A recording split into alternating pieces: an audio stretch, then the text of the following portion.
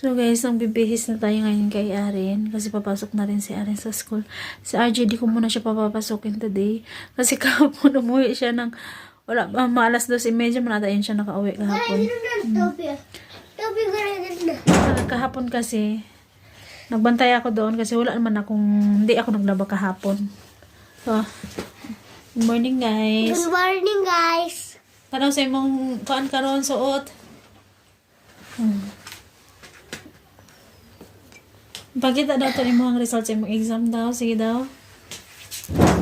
Very good talaga siya sa school niya guys. Ay, ano siya? Puro siya E+. Ha? T. Puro man. Food. Ayan guys. Iyan na ba? Pakita tarong. Doha ka magganiti good. So, ayan guys. Bakit ako ba sa A plus, A plus, A plus. A plus, A plus, A plus. Ayan.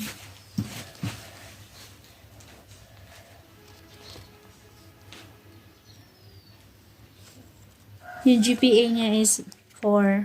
Very good talaga. Grabe siya sa Arin. Bright si Arin. Itago na kay remembrance na to na. Tinatago ko kasi yung mga results sa exam nila guys. GPA. GPA. Ha? 4. Gani no. Very good kay ka. Very good kuya Arin. So, saya niya kahapon kasi pagkakita ko saya ko, oy, sobra. Oh, sa Emma naman, kahit gano'n naman sa Emma, hindi siya halos lahat plus E plus siya, hindi siya E plus lahat. At least, nakikita mo talaga sa Emma na nag-effort siya na nag-aral siya mabuti, basta at saka maganda yung sulat kamay niya. Pero, nakakuha siya ng 2 B. Sabi ko naman sa kanya, okay lang yan, bawi tayo next time. Bawi hanggang sa hanggang ma-very good ka. Ganyan. Sa iya ha?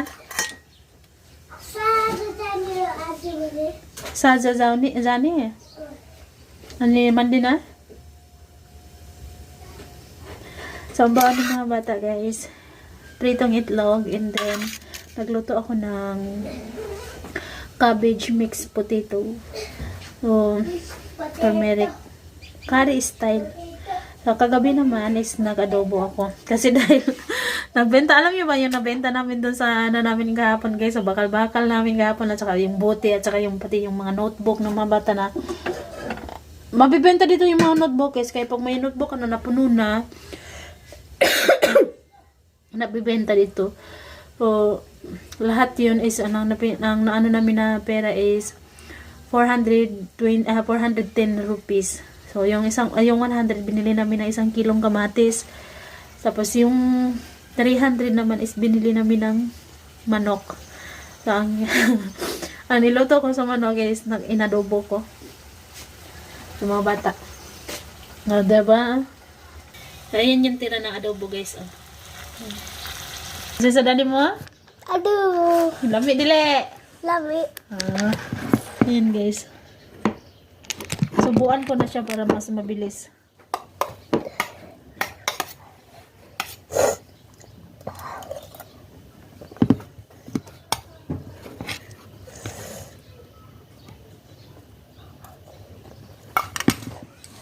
Ang kanay mong tubig, butangin nag-init tubig gamay. Kaya para kuan. Ang init imong inuman. Binapainom ko kasi sa kanila na tubig is yung warm water. So minsan minsan nag-ano yan sila, nagkawat-kawat og inom og tubig bugnaw ba. So, si RJ yung pinaka na mabugnaw na tubig. Hindi niya gusto yung warm water. Si Ari naman na tayo man okay, umiinom sila. Pero si RJ talaga na ayaw, dili ko anang kuan ha, mo na pa na siya. Dili ko anang tubig bugnaw ha. Gusto ko anang kuan ma kanang dili ko anang tubig init ma ha. Gusto ko tubig bugnaw. Wala pa na siya. Ang sarap talaga ng adobo guys. Kaya dito, madalas kong niluluto sa kanila ng mga bata is adobo at saka yung tinola na manok na walang kapayos. Yung hinalo ko lang yung natin yung Chinese pechay. Larin.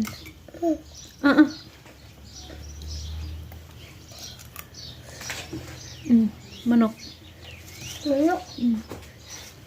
Dole mong kuan para dili ka mahugawan. Mami. Ganahan ka adobo? Adobo ni fried chicken. Fried chicken.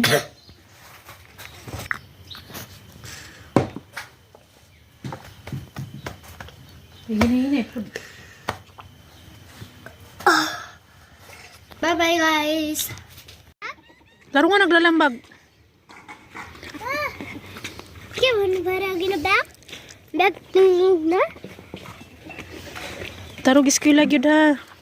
Maapas rami diri rami sa likod agi ha. Ma.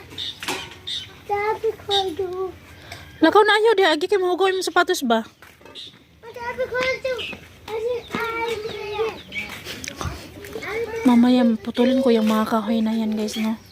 Para mabilad ko at para madala ko na rin doon para once gabi doon ako magluto sa labas.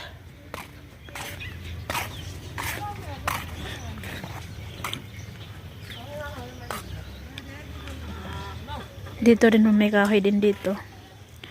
Ayun, at saka meron din doon.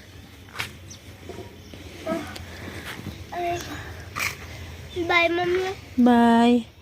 Amping ha. Okay, ma. Salamat. Tanaw daw ko si Milong be.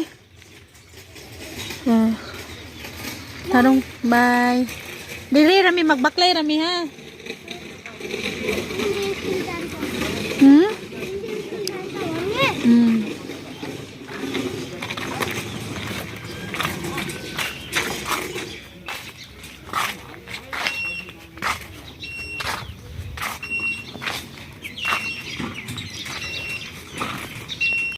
Hi guys.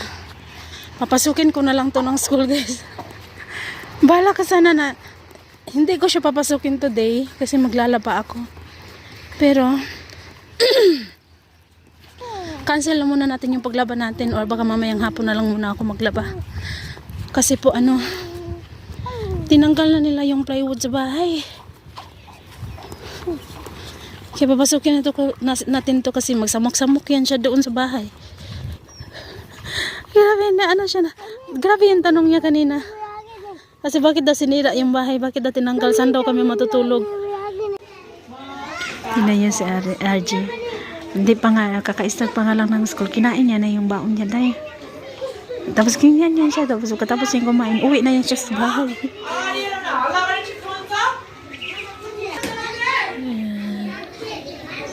Dito na talaga ako sa loob nag-antay din, no?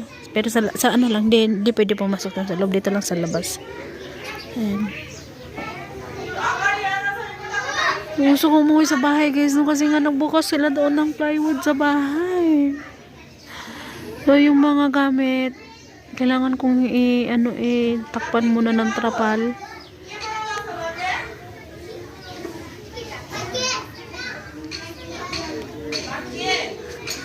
Tinanggal muna nila yung plywood guys. So yung gagawa ng bahay, di ko alam kung kailan, bukas o sa susunod na araw sila i-start.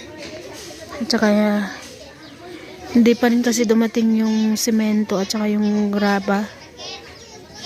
Konti-konti lang yung in-order ng asawa ko guys, no. Hindi ko alam kung yung budget natin para sa pagpaayos ng bahay kung hanggang saan naabot. Pero at least, mapaayos siya na unti-unti. Ang importante, yun. Excited ako guys na mapaayos. Na makita yung result ba. Excited ako. Okay lang kahit marami akong lilinisin. Basta ang importante, maayos lang siya bago mag-summer. Ay guys, tignan niyo.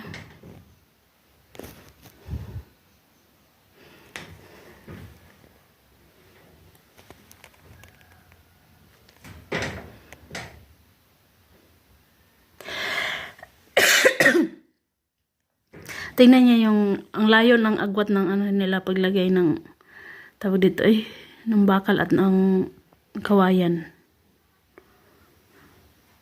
Tingnan niya yung kawayan, ang tagal na nito.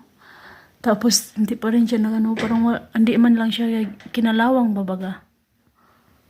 kinalawang, kinain ng ano ba? Gabok, gani, kalawang kanan sa bakal, manggod.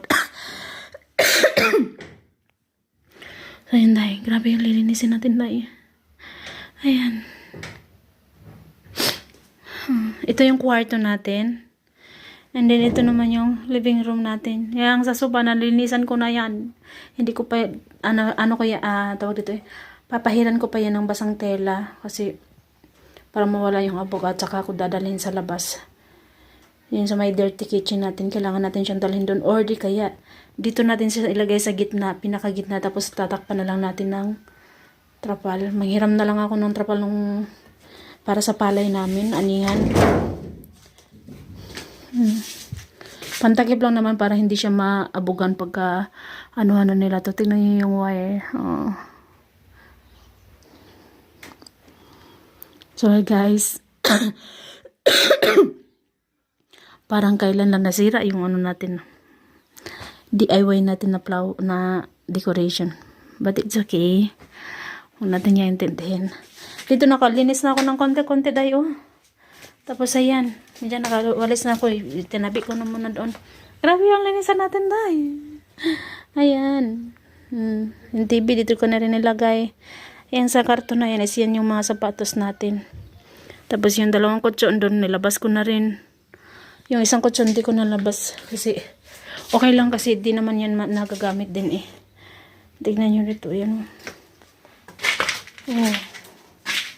Ayun. Yan yung hindi ko nalabas na kutsyon. Nagagamit lang naman to pag may mga bisita yung mabinan ko. Ganun ba? Tsaka yung biyanan ko, dito siya natutulog dati. Pero nung pag-alis ng asawa ko, hindi na siya dito natutulog kasi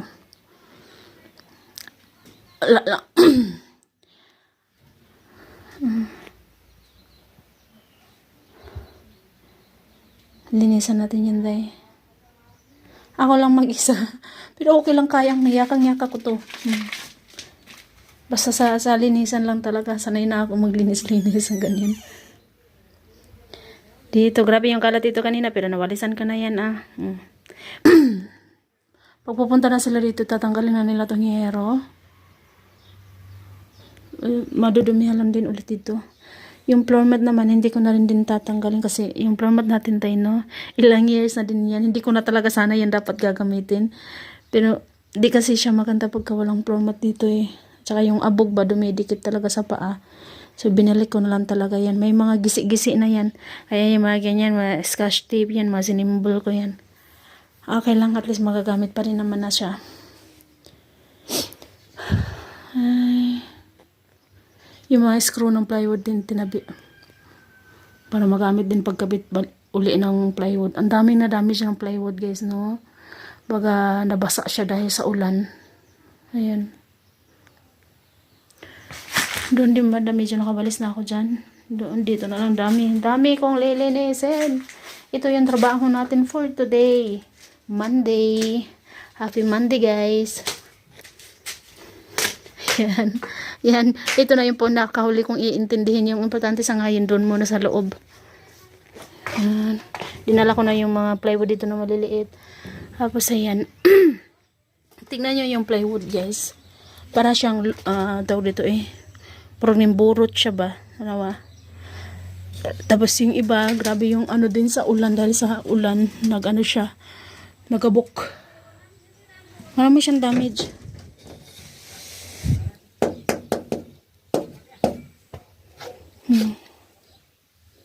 So, ito yung trabaho natin po today. Ayan, dito ako nagluto sa labas kagabi, guys. Nang nagpainit ang katas ni RJ kasi naubusan kami ng gasol kagabi. Grabe yung ano ni Inday, oy. Naghanda na talaga ako dapat ng tubig, para maglaba talaga ako ngayon, no. Pero, hindi ko nga sana dapat papasukin si RJ, pero pinapasok ko na lang kasi magsamok-samok yan siya dito, day. Pinapasok ko na lang. Tapos maya-maya punta din ako doon. Check ko siya kung umiiyak ba or hindi. Ganun. Pero doon naman si Arin. Si Arin.